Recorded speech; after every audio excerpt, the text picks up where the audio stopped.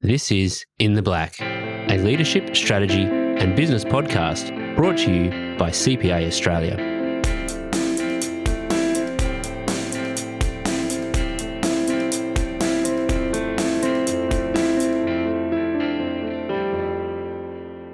Welcome to the In the Black podcast. I'm Belinda Zora, Regulation and Professional Standards Lead at CPA Australia.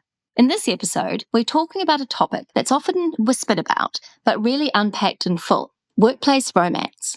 Romantic relationships in the workplace are nothing new, but they can raise complex questions around professionalism, power dynamics, ethics, and even legal risk. Joining us today is Jodie Fox, an Honorary Senior Fellow of the Law School at the University of Melbourne and Director at WorkLogic, a consultancy firm that works with employers to build a positive work culture. WorkLogic is a market leader in workplace investigations, reviews, and training, and works with employers across Australia with offices in Melbourne, Sydney, and Perth. Jodie brings deep expertise in workplace conduct, policy, and conflict resolution. Today, we'll explore why office romances happen, how organisations can manage them responsibly, and what professionals need to know about boundaries, disclosure, and the legal obligations employers face, especially in light of sexual harassment laws and evolving workplace norms. Welcome to the podcast, Jodie. Thanks very much, Belinda. Thanks for having me. So let's start with the basics. Can you tell me, why do romantic relationships tend to form in the workplace? And what does that say about our modern work culture? I think romantic relationships happen in the workplace because people are in the workplace. And so, we spend a lot of our time at work. We tend to be working with like-minded people who are interested in the same sorts of things as we are interested in. We tend to have the same sorts of backgrounds, perhaps, that they have. So it's not unusual or not surprising that people become attracted to each other at work and that they might start romantic relationships. Actually, the number of romantic relationships at work has actually decreased over the last decade or 15 years or so, and that's usually put down to the rise of internet dating and people being able to kind of find like-minded people online. But workplace romances are still definitely alive. I know traditionally organisations were reluctant to proactively address office romance. Is it seen as slightly taboo or maybe problematic or even gossipy, perhaps? And if that's the case, is this view changing? Yeah, I think that workplaces and employers have probably quite rightly thought that their employees' personal lives are, something that they'd prefer not to get terribly involved in, and that employees are entitled to a private life. But yes, it is changing, and that's because of the way in which workplace relationships are seen within various kind of legislative contexts that have been changing over the last 5 years or so. There's been almost a tectonic change in the way in which employers are expected to manage risk coming out of workplace behaviours such as sexual harassment or bullying or other kinds of psychosocial risk. There's been a real change in the way in which the legislation lays down the pathway for employers to look at the kinds of risks that are caused when people are in a relationship together at work. And so I think that while employers may still have that need to or desire to not want to meddle too much in their employees' personal and private lives and a respect for their private lives, I think an employer that understands the legislation and understands the regulatory framework understands that workplace relationships are absolutely part of the potential risk that they need to manage at work. And so they do need to be starting to take steps to identify and manage risks that arise in workplace relationships. So would you say an organisation having a strong understanding of the law around this area would help them strike the right balance between respecting personal relationships and managing professional boundaries? Yes, absolutely. And it's really coming down to understanding where is my interest as an employer in this relationship? And you're right, it's not about the gossip or the prurient sort of interest in who's having a relationship with whom. It's more about understanding what are the risks that arise out of this relationship and how do we manage them. So, for example, if we're looking at a relationship between a manager and their direct report, and that manager is responsible for bonuses and signing up on pay rises and promotions and all those sorts of things for their direct report, to whom they are in a relationship with, then there's a clear conflict of interest there. And that is something that the employer needs to get involved in and start to manage. In general, the way in which people are behaving at work, and particularly at the beginning and the end of romantic relationships are areas of risk for sexual harassment. And the positive duty to prevent sexual harassment, so the legislation that has come in a number of tranches through the Sex Discrimination Act and through the Fair Work Act over the last 3 to 5 years, has meant that employers need to understand what are the risks that are involved that might give rise to sexual harassment in their workplace, take steps to mitigate those risks, and monitor the risks and continue to try to either eliminate or mitigate the risk that gives rise to sexual harassment.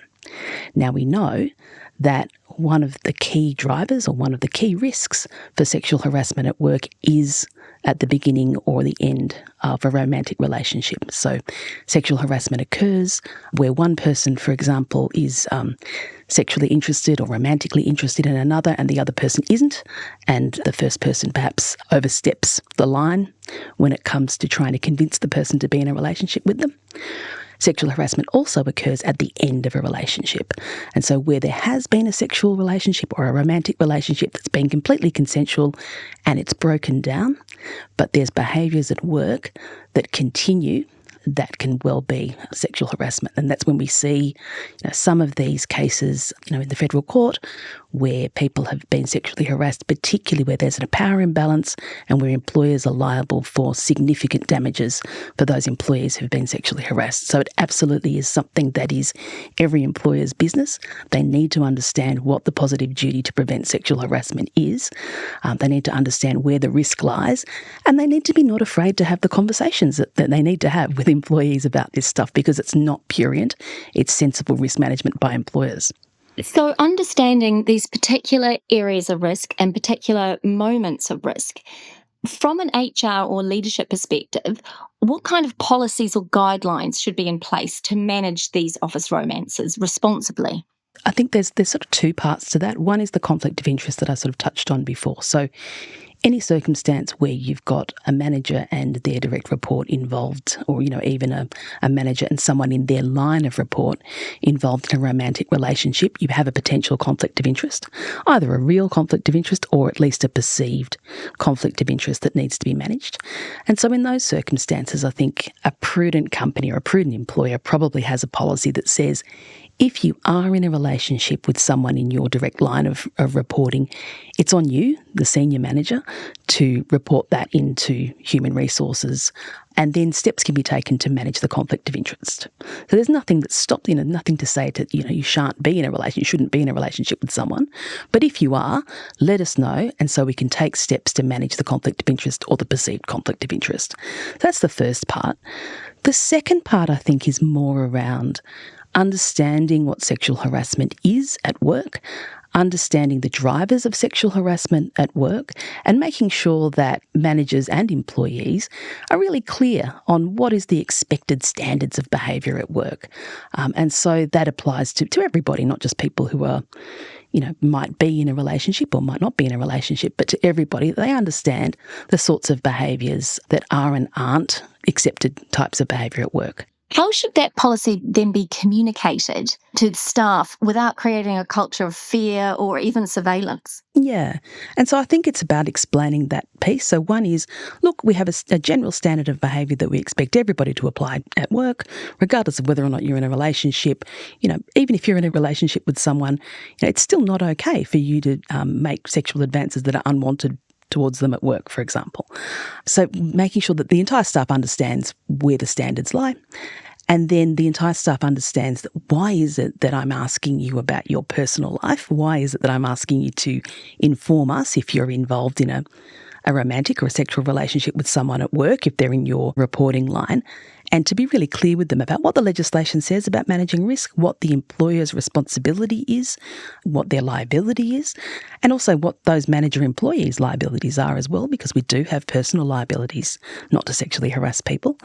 And so I think it's about providing information and making it really clear that the information that's provided under a policy to notify human resources about a sexual relationship at work is kept confidential. You have perhaps one person who is the conduit for that information, and that person can then manage the conflict of interest across the organisation. It doesn't have to be shared. It certainly doesn't have to be a subject of conversation, or certainly not gossip within the organisation. It's just sensible risk management would be the way in which I'd be approaching it. What are some of the ethical red flags that leaders should be aware of if they find themselves personally or observing such a relationship?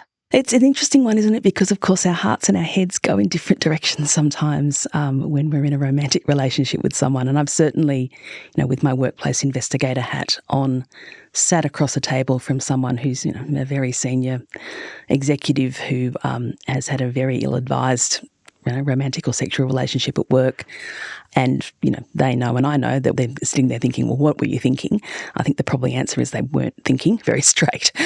But I think there's some really good research on this. Rachel Doyle, who did a small monograph for the Monash series, talked about this sort of series of red flags that really should be raised if we're looking at the power imbalance and romantic relationships. So, it goes something along the lines of, and I can't quote it directly, but it goes something along the lines of, is the person that you're thinking about entering into a relationship with 10 years or more your junior? If that's the case, then perhaps there should be a red flag that raises in your mind about, is this a good idea to enter into this relationship? And the second question is the person that you're thinking of entering into a relationship with in some way dependent on you? Are they your report? Are they in your reporting line? Are they dependent on you for professional contacts, for patronage? If that's the case, again, there should be another red flag going up. And the third red flag that Rachel Doyle talks about in her monograph is if there's any suggestion that you are saying to the person that you're about to enter a relationship with that this relationship should be kept secret or even on the down low, then that should be also another big red flag from an ethical perspective that this is not a relationship that is particularly ethical to be entering into if you're arranging to have a romantic or sexual relationship with someone at work. So I think sort of thinking about some of those big red flags and thinking about also just the perspective of what it's like to be a more junior employee entering into a relationship with a senior employee, and thinking about the imbalance of power, not just organisationally, but the imbalance of power of knowledge and of money and all of those sorts of things might mean that it makes it very difficult for the more junior person to say no to a romantic or sexual relationship. And so there might be some ethical issues around that as well. Yeah, so those are the sorts of things I think that you'd be asking them to look at. Oh, thank you. Those are really good insights. So do you have any final tips for professionals in the workplace that might find themselves entering a romantic scenario with a colleague? I feel like the fun police.